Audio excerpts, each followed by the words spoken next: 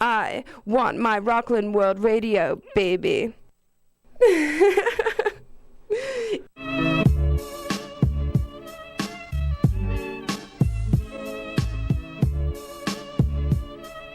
I'm independent. You know it. You love it. You can't live without it. Rockland World Radio.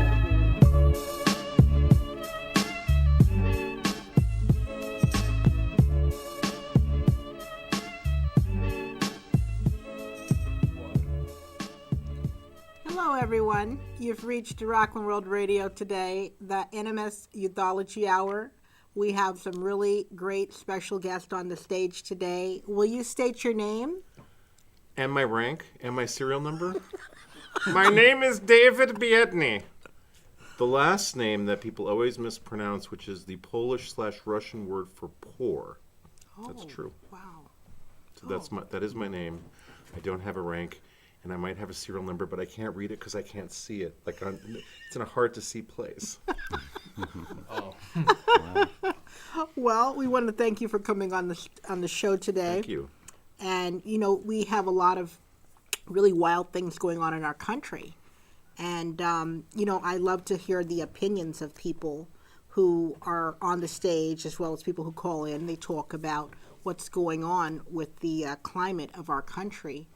As you know, we have people who are trying to run for president, and there's a lot of crime going on at the same time.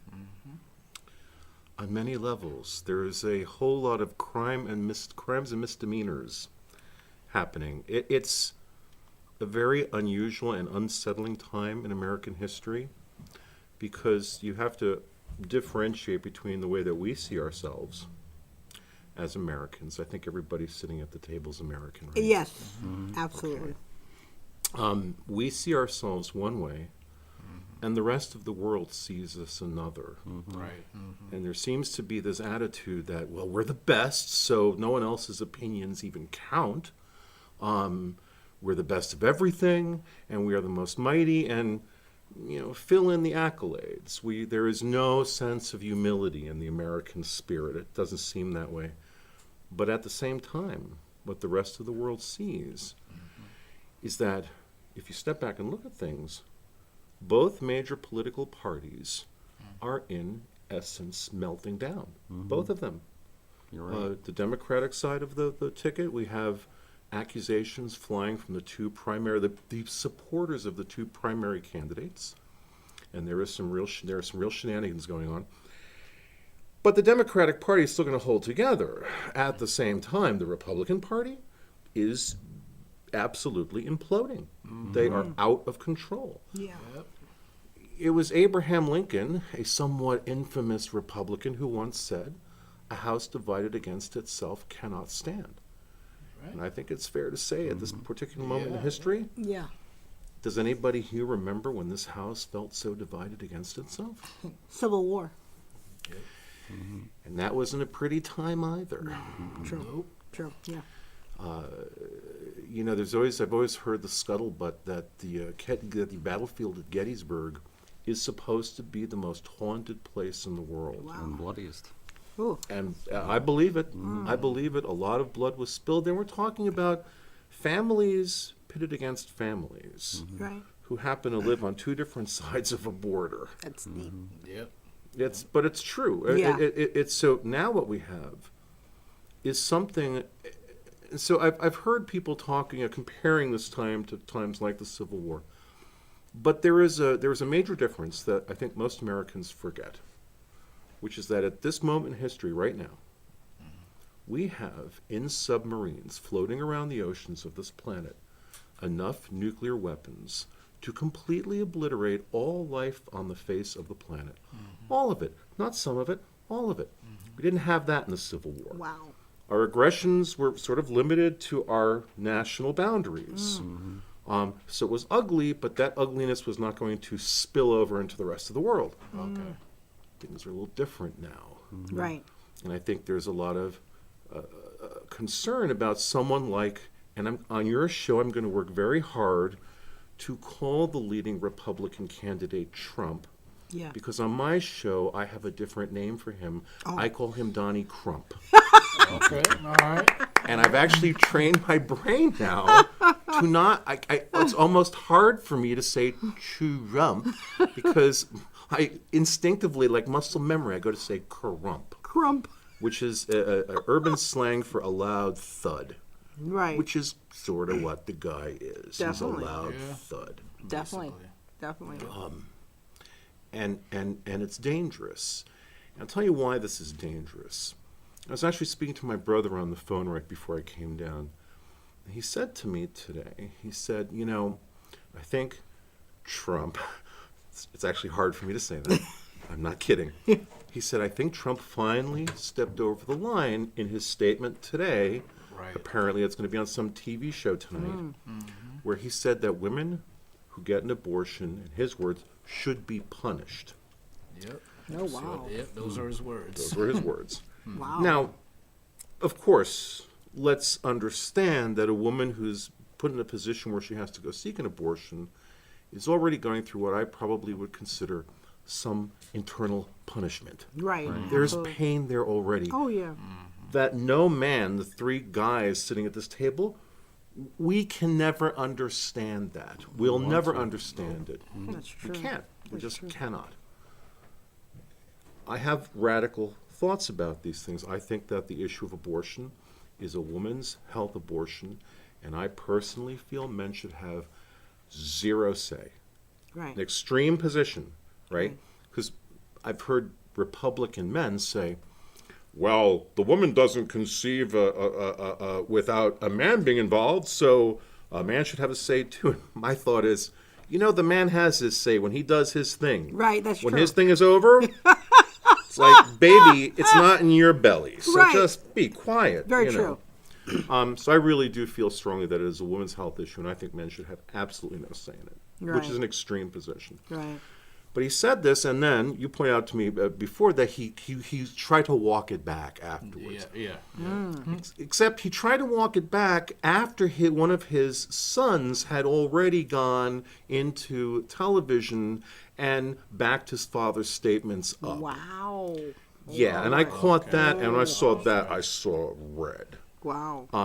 So my brother theorizes that this is the thing that will potentially finally rob his chances at having, and I don't like to refer to it as being the president, I like to think of it more like having access to nuclear launch codes. There you go. Yeah. There you go. I think that's a useful way to think about this. Well, this is my acid tester. Who do I want to be president? Somebody who I don't have to be worried in the middle of the night. He's going to lose his cool, go kind of wacky, maybe have, bad agita or something, and, accidentally say, fly the Eagles. If there's one thing that Trump has shown is that he has, so he says this awful, heinous thing today, and he goes to walk it back. It's nice when you have the luxury of walking stupid things back. But there are going to be times that luxury is not going to be there. And if there's one thing that this character has shown repeatedly, and not just in this political cycle, for crying out loud, any New Yorker who was around in the 80s remembers the shenanigans that this guy was involved with. Big time. Huge. time. Like he says, huge. It's huge. Huge. Like you wouldn't believe huge.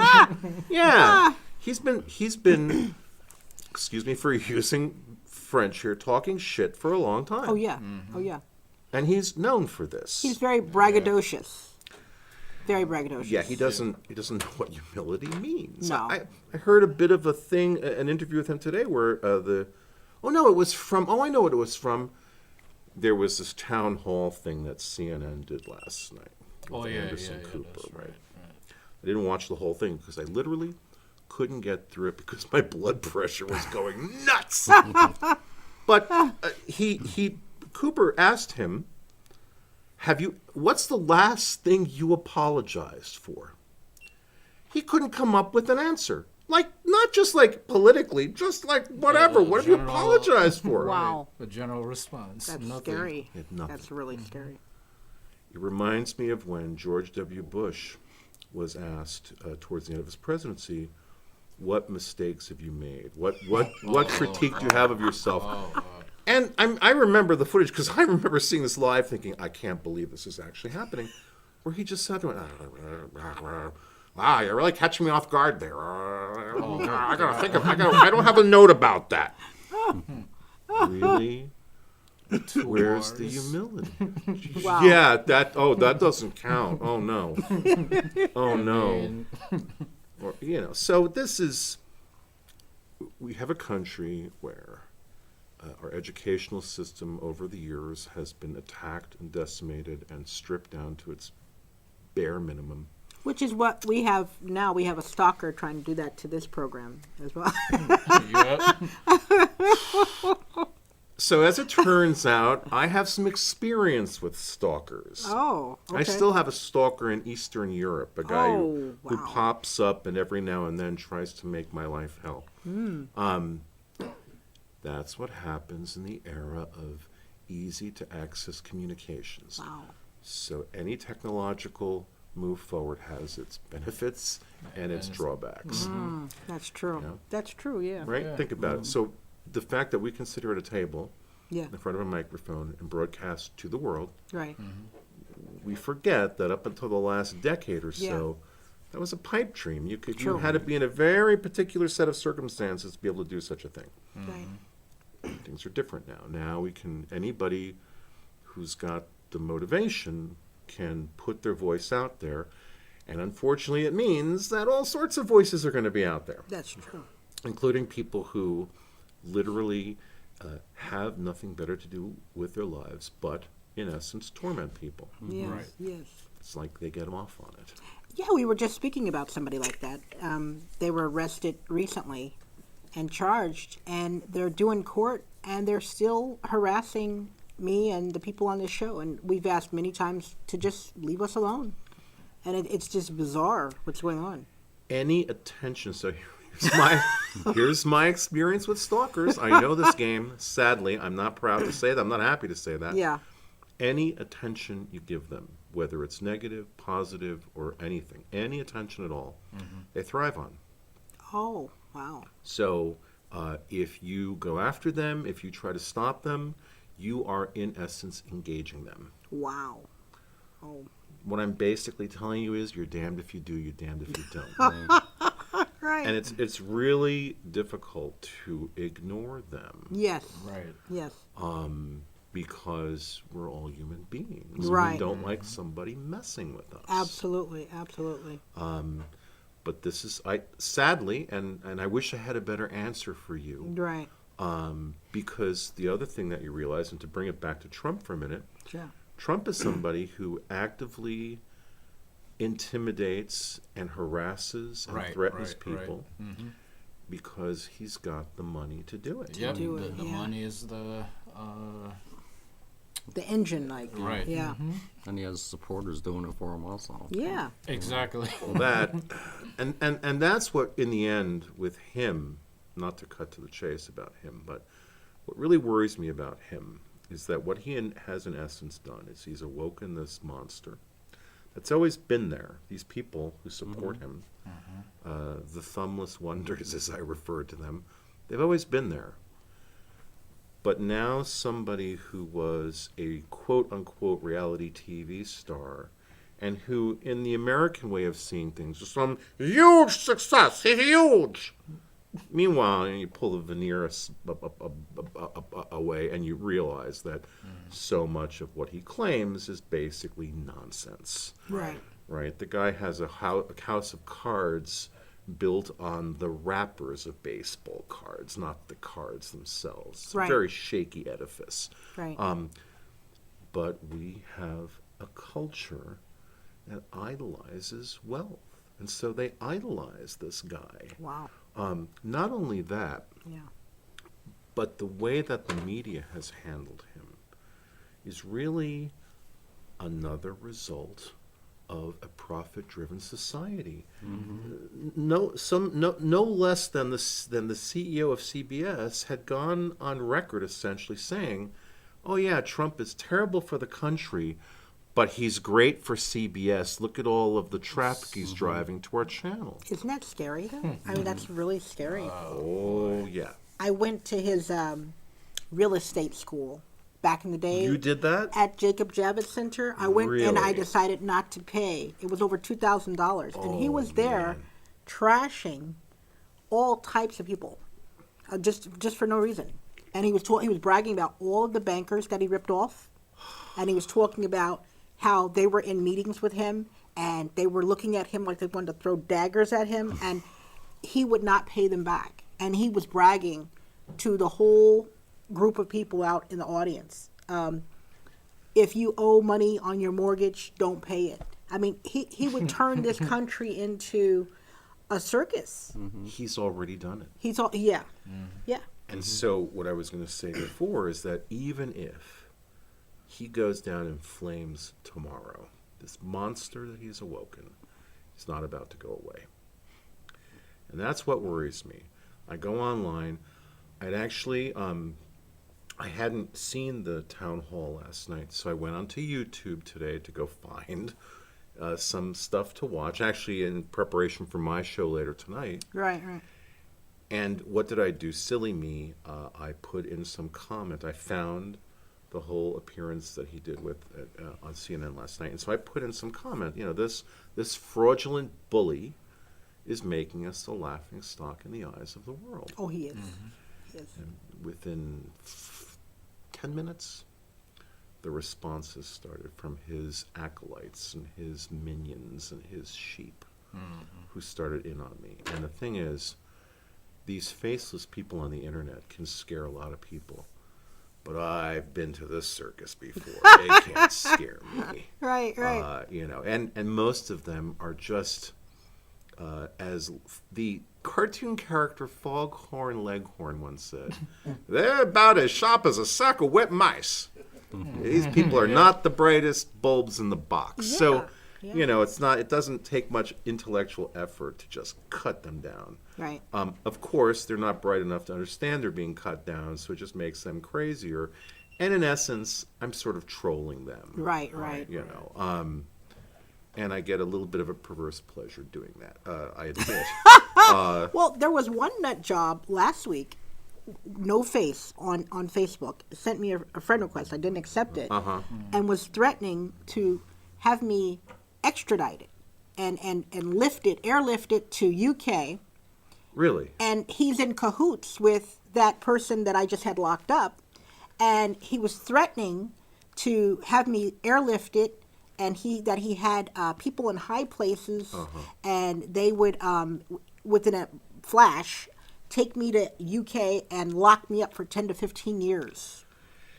It was wild. So I had to send that to the detectives and the police, and he said, "Oh well, it'll be taken care of by the relevant police," which means he thought that, you know, he was so big that he could just do these type of things and get away with it on American soil. People are nutty. And their airspace, right? Yeah, exactly right. Wow.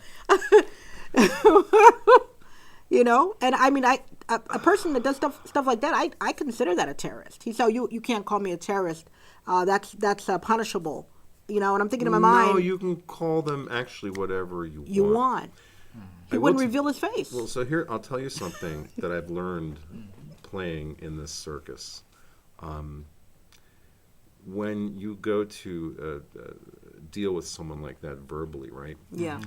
Turns out that calling somebody a crook is potentially actionable because now you're accusing them of a crime. Oh. Right? But if you call them a sleazy, low-life horse crap, if you like say things that are really nasty, moose breath definitely works too. If you say things that are just gratuitously derogatory, those things are not actionable. Oh my goodness! Yeah. Wow. Yeah, I learned this from none other than Penn Jillette of Penn Teller. Oh my goodness! So, if you're going to like deal with somebody like that, take your language filters off and don't call them things like, you know, you thief or you con artist. No, say you. Use every nasty word you come up with because that's not actionable. Understand. Yeah. Understand. Yeah. I hear what you're saying. Just a little tip that I learned Oh, I playing appreciate this game. that. I appreciate that. Not that I want to have learned such things in my life. The learning experience. It's so what one has to look at when you look at the culture we're in, and you look at what's happened over the last. I actually take this back. I think this goes back to the '60s, the assassination of JFK, the Vietnam War, Right. and then leading into the just terrible travesty that were the Nixon years. I don't think we ever recovered from any of that. No, we never did. No Never recovery. recovered from No. the recession from 1992 yet. No, it's true. And we continue to see sort of the ramifications of those years because, time is not some self-contained thing. You have these negative situations that have grown over time. And then there were the Reagan years where, Republicans, and I will say right here on this show right now, Yeah. I am definitely what would be considered a die-hard leftist liberal. I'm not going to claim to be a centrist or balanced. No. Right. My hatred has been sort of marinating over years. Yes. So when I look at the Reagan years and what happened in the Reagan years, basically a lot of the people who were in mental hospitals were turned onto the streets. So sad. It's very sad. That's what that's happened. true. Among many other things, the fact that there's an airport in Washington, the Ronald Reagan Airport, after he completely screwed over all the air traffic controllers, it was really an insult added to injury. Sure.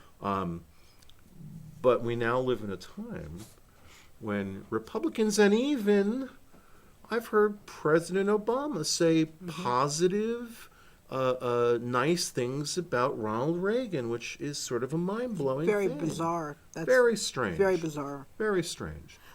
But that's the reality now where Republicans treat Ronald Reagan, I like to refer to him on my show as Saint Reagan. He's saintly in their eyes. Scary. He's the same guy who tried to cut the food program and for the poor children in the food public stamps. schools. Yeah. The how they get their lunch. Oh, remember ketchup was a vegetable? Yes, and that's what I was just about to bring up. And Heinz ketchup came out and said, "There's no nutrition in ketchup. The children can't eat ketchup. It's a sauce. It's a condiment. It's a condiment. It's a condiment." Crying out And he was loud. going to try to make it a vegetable so that he could save money. And those poor children would have had even more immune issues than they already have. They're already messed up. It's disgusting. We're going to find out one day that autism is not the result of vaccines. It's Right. the result of the decimation of the American diet. There you go. There you go. I have Yeah. no doubt of that. Right. Right. There's a Chinese curse, may you live in interesting times. Thanks, guys. Thanks for the mushu and for that. We are living in very odd times. Now, when I walked in tonight, you said that one of the things you wanted to talk about was ISIS and terrorism. And when you said that, I got all kind of like, ha ha ha.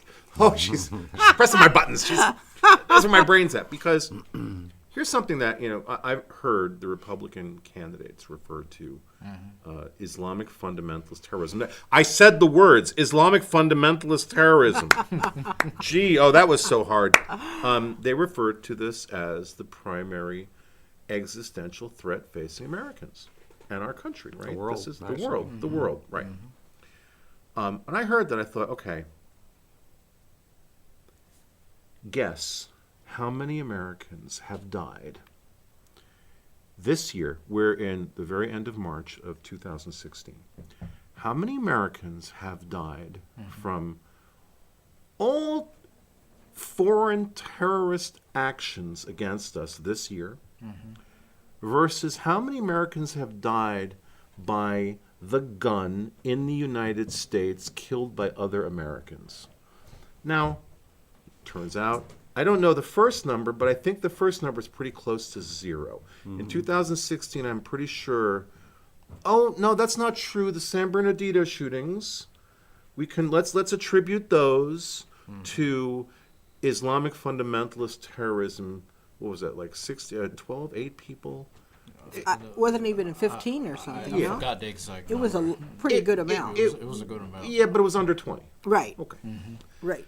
So how many Americans have died from gunshot wounds in this country done by other Americans? What would be your guess in 2016? I believe hundreds. Hundreds. Just around 2,800.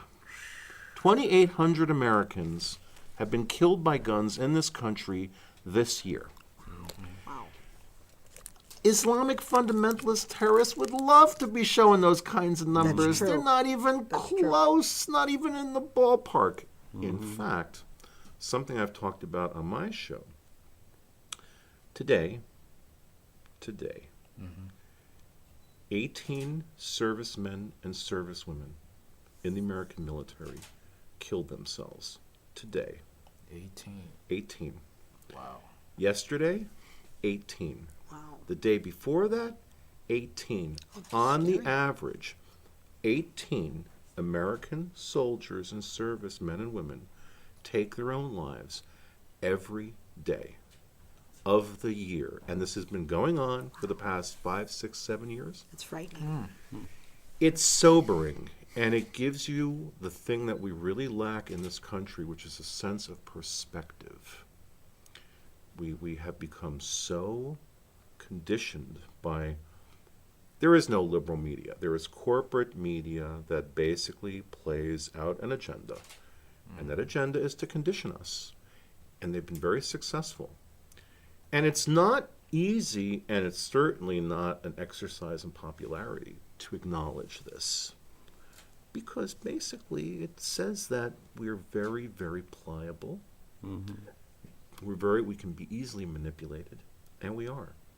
Believe you me, when you sit in on meetings with these politicians where they're talking to their PR people and their handlers and their consultants and their strategists, they all acknowledge this openly in closed doors. They understand this. That's not a conspiracy theory. That's just a statement of basic fact that the American psyche just can't handle, just doesn't want to deal with it because we're so good at living in denial. Oh my God, we're the best in the world at just basically living like there's an old Yiddish saying, you should live like an ostrich with your head in the sand. So how do we get people to develop a backbone? Because I really detest fence sitters. Fence sitters are what gets everyone murdered. You know what I'm saying? They don't have anybody's back. They always cause they're the weakest link. They cause all of the turmoil in this world. Those people, I hate to say it, I feel like someone should put them to sleep. You know, and I shouldn't Watch say out that. with that language. Watch out You with know? that language. No, Yeah. I know what you're saying. And they're nauseating. I hate fence sitters. You have no idea. I just like. Oh, actually, And my parents were civil rights activists, so they got people jobs. Yeah. You know, they were the first in their neighborhood in the 1950s to move in. My sister got egged. She had to run out of a store. She was 5 years old. man. I mean, you know, so I have a lot of that aggression, and I really, really am sick and disgusted by fence sitters. You know? The tagline of my show, which is called Angry Human, is apathy is a disease is a cancer of the soul. Yeah. And I believe that's true. I think that apathy is what put us in this position. Right. Now, you know, how do we break out of this? You're not going to like my answer, but I think about what happened to this country on the week of 9/11 in 2001. It took a terrible, awful action to in any way pull the country together. Right. Right. Right? Yeah, that's I agree true. with that. Yeah. And I won't address what happened after that because some very bad people saw that there was a vulnerability and took advantage of it. Right. But there's something else that, and I'm just going to throw it out there because it's something I've never really seen discussed, widely discussed, in even academic circles. But there was something about that week that I think really changed the American soul. If we collectively have a soul. It changed that week, and I'll tell you what it was. And it's easy to forget this now. But from Tuesday morning through Friday night of that week, the only thing that anybody was doing in this country was watching 24/7 snuff television. We forget this now in hindsight, but all commercial programming went away for the week, and all that we saw were video loops Images, yeah. of planes going into buildings, buildings collapsing. If you happen to have a big satellite dish, not like the satellite dishes, the big huge ones that would be like in your backyard, you could get unedited feeds, video feeds. And one of the things that was playing at a friend's house of mine, I walked in on to find that morning, I was living in California, I walked into a friend's house, and my friend, his wife, and his 2 young children were watching a Mexican television feed of the people jumping from the buildings. Oh my gosh. They were watching this, and I walked in. I said, "What are you doing?" And they were like glued to this because they were watching people die. And there is something in the human mentality, as sick as we are, that gets. I mean, there's a morbid fascination. Yeah. And I walked in. I saw this. I turned off the TV, and actually, his wife got angry at me, and his kids just started crying because they didn't know how to process what was going on. Oh. So that week, all we did, all of us, I'll admit this, I mean, I was glued to the TV with everybody else. And we watched planes crashing into buildings and buildings falling. And even though nobody was coming out and saying it, we were watching people die over and over. And we were doing this as a national exercise. It's all that was on television. There was no regular programming the rest of that week. Yep. I really strongly feel that put into us a sense of fear that has facilitated demagogues like Trump just beating on that fear drum, basically because it's so well oiled, that drum at this point. And I think that sort of trumped up, lack of a better word, trumped up fear and the infighting going on in both our major political parties, and the meltdown. I mean, the Republicans are melting down. I think it's pretty obvious. I think all of this makes us more vulnerable now than any time I can think of since 9/11. And that's what worries me. And I think people got to understand now is that we're at war. The whole world is at war. But this is now not nation against nation now. It's kingdom against kingdom, where this is a holy war going on. It's very serious. And this is something that's spiritual, and you ain't never going to stop it. Yeah. No. When Bush used the term crusade. Wasn't that scary? Oh, man. Wasn't that scary? I mean, the ignorance at play was just Yeah. stunning. Like, what did you just say? Crusade. Crusade. We're going to go on a crusade. There was something that I remember at the time because I was on my show talking about, this is years ago, there was this thing that happened with one of the American gun manufacturers had been making guns for our forces in the Middle East. And what they were doing inside of the barrels of these guns, they were inscribing biblical quotes. Oh. It's deep. Which is just sick. That's it's deep. That's twisted. That's very twisted. And we have something to say about Islamic fundamentalism. Look, take any fundamentalist branch of any religion, I don't care what religion it is. Maybe you can find some fundamentalist Rastafarians, I'm sure, has some issue with them. Any fundamentalist religion is going to be extreme, is going to treat women like shit. Yeah. Yeah. Go to the Hasidic Jews, and by the way, I like to speak about Judaism in a derogatory way, but I'm a card-carrying Jew. I'm a tattooed Jew. Right. So my mother was a Holocaust survivor, which is also I have real strong feelings about Trump. Right. Because I know that stench. Right. Right. I recognize it. I used to take care of a Holocaust survivor, and she lived to 105. Bless her. And, she used to show me all these different photos of all these very wealthy Jewish people in Europe and how they all got wiped out. Yeah. And then when I hear the filth that was threatening me about airlifting me to UK, that never existed, it never happened. Well, if he was a educated person, he could go up to the Smithsonian. That what never happened? The Holocaust never happened. The Holocaust never happened. Okay, he said it was made up. That right there infuriated me. And then the person talks about that they have empathy and they're great for society and they help people.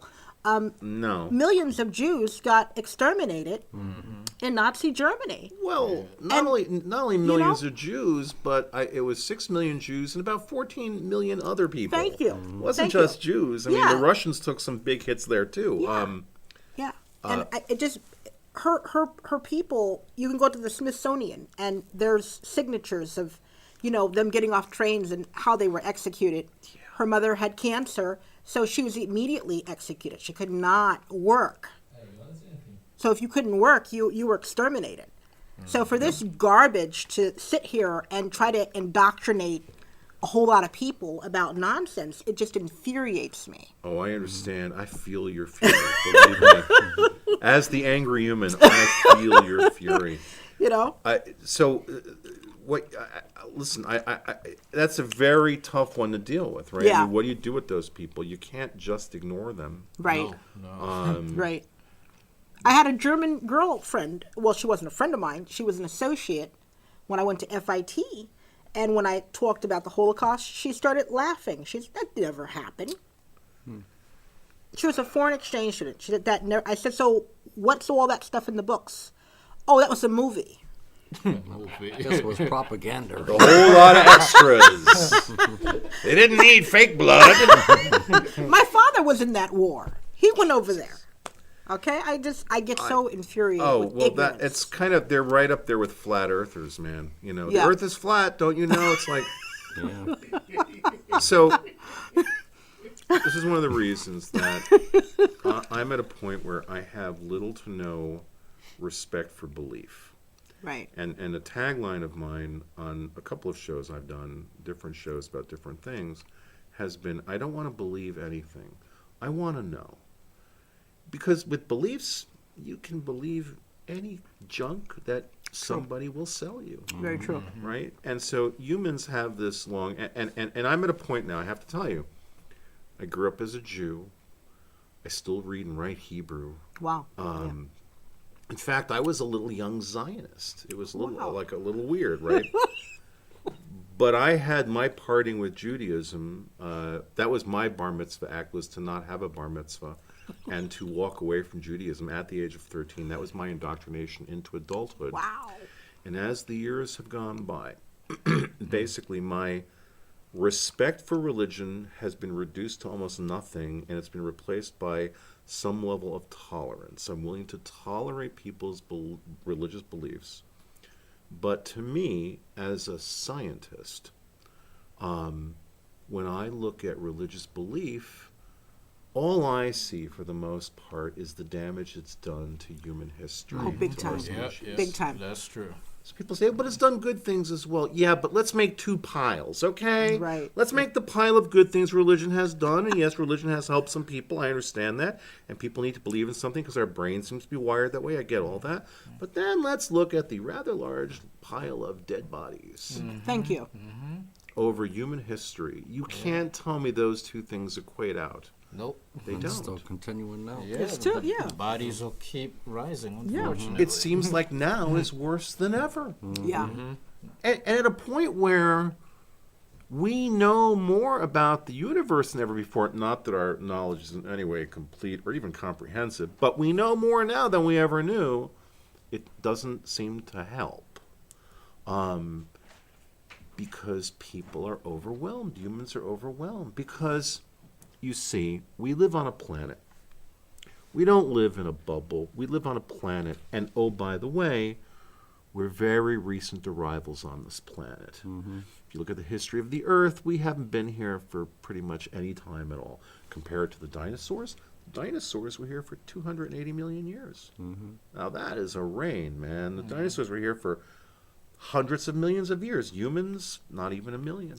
Right. Is it even that long? I think it's like maybe like 12,000 years. No. We've been here for more than 12,000 years. But people, again, so part of this requires one studying what we know, right? And so we're constantly revising our understanding of the history of the planet. And we keep pushing humanity back further and further because we're finding more and more evidence, solid evidence, not Christian fundamentalists, we've been here for 6 years, shit, but actual physical evidence that humans in some form have been here probably, I mean, it could be as long as a few 100,000 years at this point. We're still not sure, but we definitely haven't been here for millions of years. Nope. No way. So that skull that's in the Bronx, Lucy, they say she's 1 million years old. Was she a human or she was a cousin of a human? She was an ancestor of a human. She was not Ancestor, Homo okay. sapiens. Okay. Right? Okay. And again, so part of the problem is we have a very incomplete picture.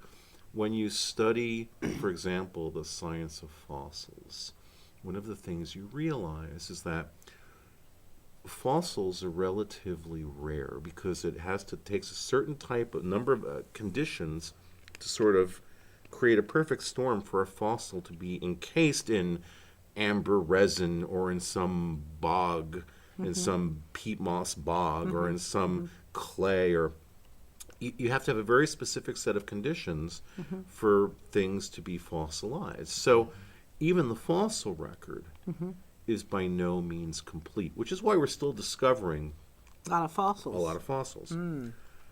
But when you start to really study science, you start to find out things that will blow your mind. And my favorite example for people, so this is going to be a little unfair because you haven't been prepared for this. but this is just so you understand, I believe in constant exercises in humility. You wouldn't get that from me, right? I don't seem like that kind of a person. But I believe in this. I believe in being humble. I think it kind of makes sense. So I'm going to go around the table here.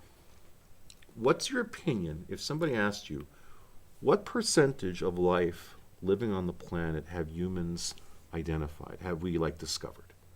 What percentage of overall life, if 100% is all of the life on and in the planet, how much have humans discovered? Let's start here. What would be your guess? Percentage of life on the planet that we know exists, that we have identified. Let's see. Probably a low number.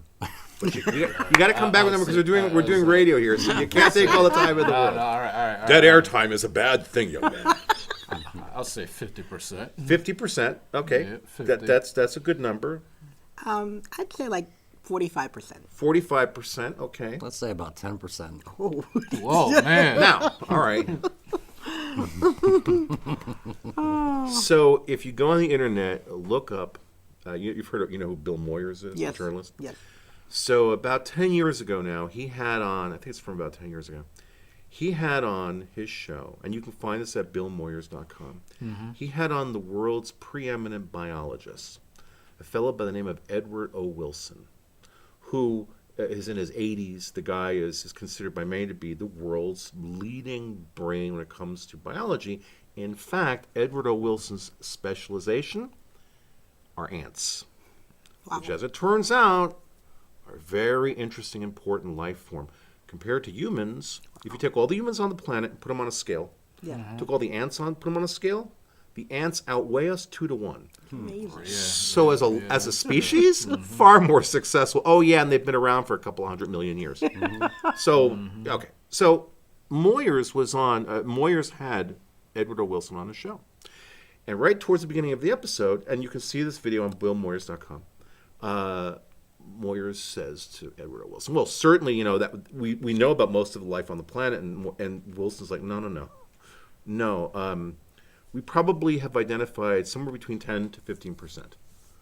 That's about it. And that's probably even unrealistic. It might be less than that, but it's no more than 15%. Oh. And Moyers was like, what? And when Edward O. Wilson says this, that's kind of like the voice of God when it comes to biology. You can't say, well, that's some crank theorist. No, it's Edward O. Wilson. The guy knows what he's talking about. Right. No scientist knows everything, but not many know as much as Edward O. Wilson. So when people hear that, I mean, it's kind of like this thing where you go, what? Like, you're amazing. right? Like, come on, seriously?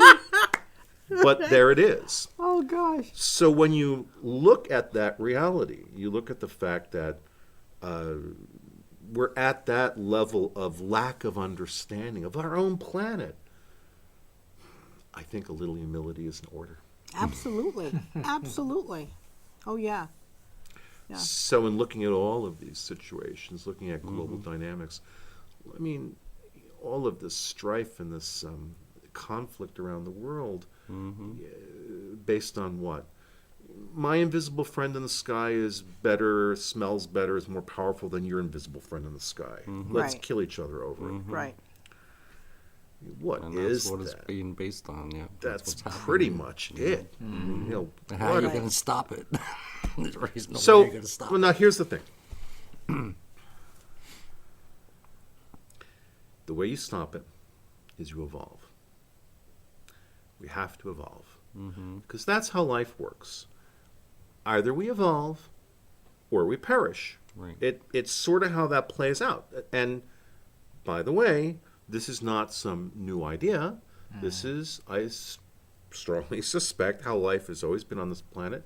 In fact, I'll go one step further. I think that's most likely the model for life everywhere in this universe. You evolve or you perish. Right. So we're at that really interesting precipice point now in our history where we can evolve beyond this, or we'll be facing a rather massive die-off in the next, I like to say, 200 to 300 years. I mean, just looking at climate change, 100 years from now, there's a good likelihood that where we're sitting right now is good. This is going to be underwater. That's not a crazy theory anymore. That's looking more and more likely. They're saying sooner than that. Yeah. Well, so where we're at right now, Nyack is actually not as bad as like Lower Manhattan. Lower Manhattan, 30 years from now, could be facing a very severe crisis. Yeah, And definitely. Florida and all that. I mean, what happened? Oh, Florida. Listen, Florida is already going underwater. I mean, there have been some very interesting write-ups. And by the way, if you want really good write-ups about things going on in this country, look to the UK Guardian website and newspaper. They got some of the best write-ups about our stuff going on. Oh, okay. That we don't Oh, even yeah. know about, right? Yeah, Well, yeah, it's just our media is just our corporate media Which is does controlled by the government. no. No? I call it corporate media because it's controlled by corporations. Okay? When corporations have the financial power they have now, and the ability, for example, through Citizens United, the ability of pretty much completely altering the outcome of elections, it's not, so you have to step back and say, what is the government? Well, basically what the government is are a bunch of placeholders for corporate money telling them what to do. And And I they own most of the corporations. well, Big ones anyway. the Yeah. big corporations are basically not to be prejudiced here or anything, but it's pretty much like old white guys. I mean, there's a few black people in there, there are a few women in there, but it's pretty much old white guys. I mean, it's kind of how it plays out. And as an old white guy, I say this with full knowledge. It doesn't sound nice, but it's true. Yeah. You know, Charles and David Koch are old white guys, nasty old white guys. Dangerous. Beyond dangerous. Well, their history, their father was one of the founders of the John Birch Society. I mean, you know, Right. hatred has been a very successful business model in this country Absolutely. for a long time. Yeah, beginning of time. unfortunately. Since the Yeah. beginning of time, it's been like that. But Yeah.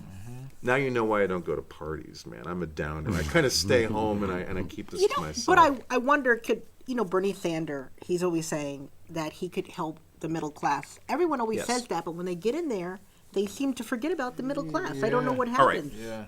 So, listeners to my show, Angry Human, have been hearing me talk about Bernie Sanders for almost a decade now. Bernie didn't just arrive on my radar in this presidential cycle. Okay.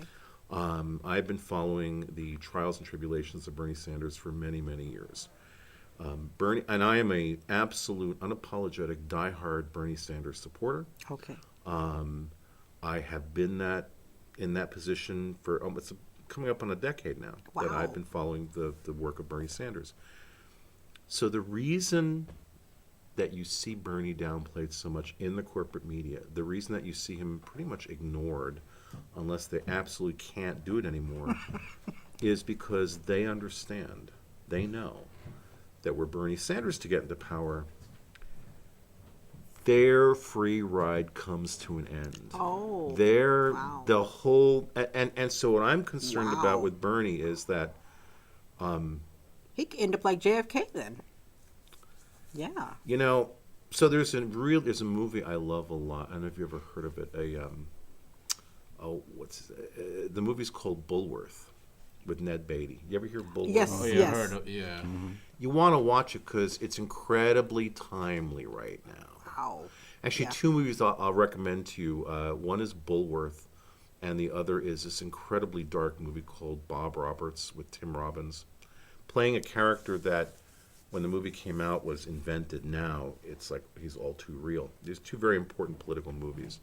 But Jay Bulworth, is the senator who who basically loses his shit one day and just starts saying the truth.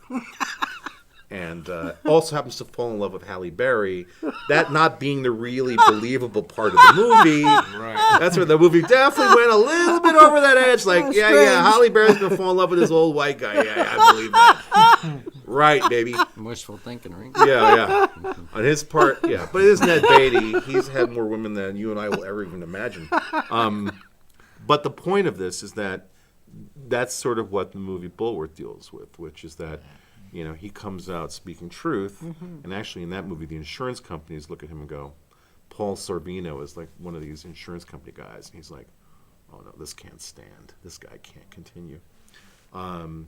So I do have that concern about Bernie. But the fact is, I will tell you that He's we're got that voice. well, I'm a Brooklyn Jew, man. I get it. This is so. I one of the reasons I'm a diehard Bernie Sanders fan is that to see a Brooklyn Jew in the White House. What could be better than the first African American president, the first Jewish president? Very true. Baby, that would just be too beautiful. Even better than the first woman president, I think. But I'm a little weird that way. Bernie gets in the White House. He will not do some 180. Okay. All right, Yeah. look. When Barack Obama got into the White House, Yes. so many of us were so happy, right? We were shocked. Right. Except on Angry Human, I was talking about the fact that I was one of the only people talking about the fact that when Obama was campaigning that first time, he kept talking about increasing troop presence in Afghanistan. And I says to my Democratic friends, I'm like, did you hear when he said that? He wants to put more soldiers in Afghanistan? What the hell? What's going on? Yeah. What is this? And they're like, well, no, he's appeasing the Republicans. And it's like, I don't know, man. Something's not right about that. And this is the part that really, I got to tell you, this is the part that really, and you can go back and listen to Angry Human from then, because I've Yeah. been doing the show for a long time. Yeah. Gets into office. One of the first things he does is essentially says, I'm not going to investigate the Bush cabal for what they did. We have to look forward. I'm not going to look backwards. We can't focus on that. We must move forward. It's like, wait a minute. Right. Right. Wait a minute. Wow. And now we know. And he did this. And I'm not Right. making up anything. Right. Unlike Donald Trump, I don't lie. I actually, when I'm lying, because when I lie, I say the most outrageous nonsense, and it's like a game I play. Right. To basically let the pressure out of me, because it gets tough being honest about stuff all the time. You get a little nuts. Yes.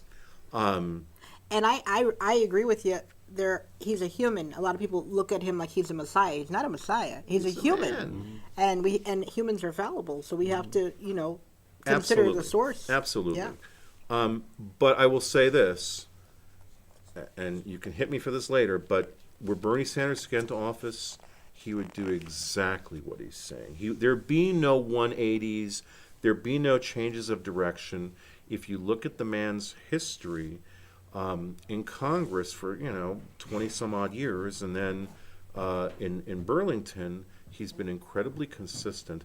And one of the things about Bernie that's always fascinated me is that he has worked really well with both, as an independent, he worked really well in the Senate with Republicans as well as Democrats. Wow. Yeah. Now, Hillary Clinton, I got to say this. I mean, does nobody remember how much Republicans detested the Clintons? True. Very true. I mean, I'm not the only guy that remembers something about an impeachment for a blowjob. Because that happened. Yeah. We have a very short collective memory as a country. Some of us, unfortunately, fat like elephants, we remember this stuff. Right. Right. They gave the Clintons a hard time. And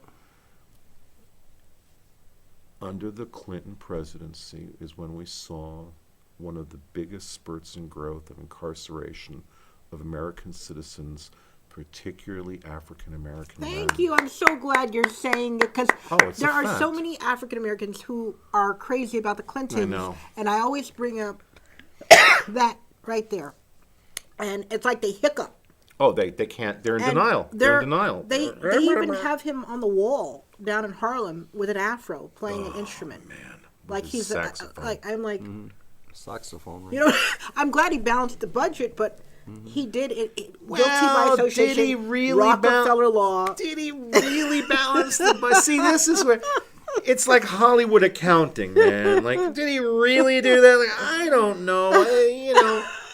This is, and so there's this narrative under American. It's kind of like there's the recorded history, and then there's the real history, Right, and there's right. a whole lot of space between those two things. Right. Which future historians, if there are future historians, they're going to look back at this time in American history. And again, I really think that it was the assassination of Kennedy that started this cycle Right. that we've never climbed out of.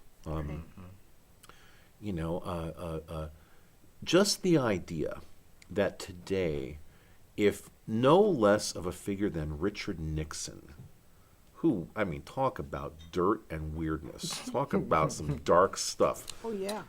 Republicans would think he was like left of George Soros. They would like say, well, he can't, he is a terrible Republican. Because, Yeah. Trump is calling for torturing people. Yeah. Scary. He Scary. talks about how ISIS cuts heads off and drowns 50 people at a time. So, we have to respond to that. It's like, what are you saying, man?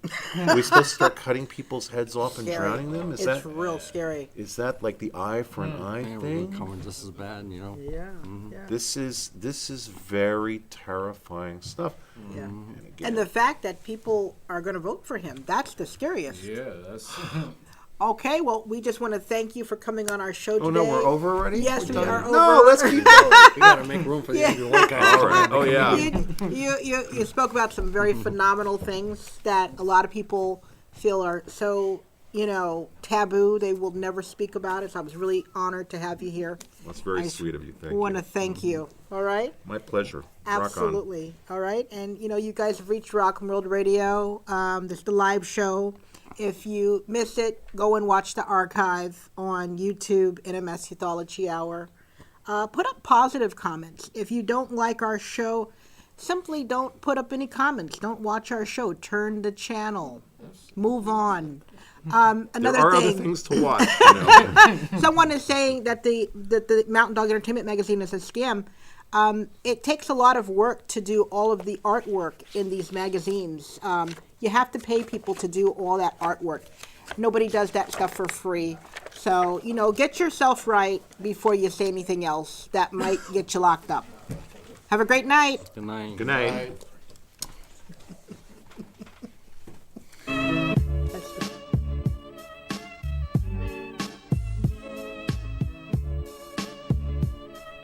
I'm independent. You know it. You love it. You can't live without it. Rockland World Radio.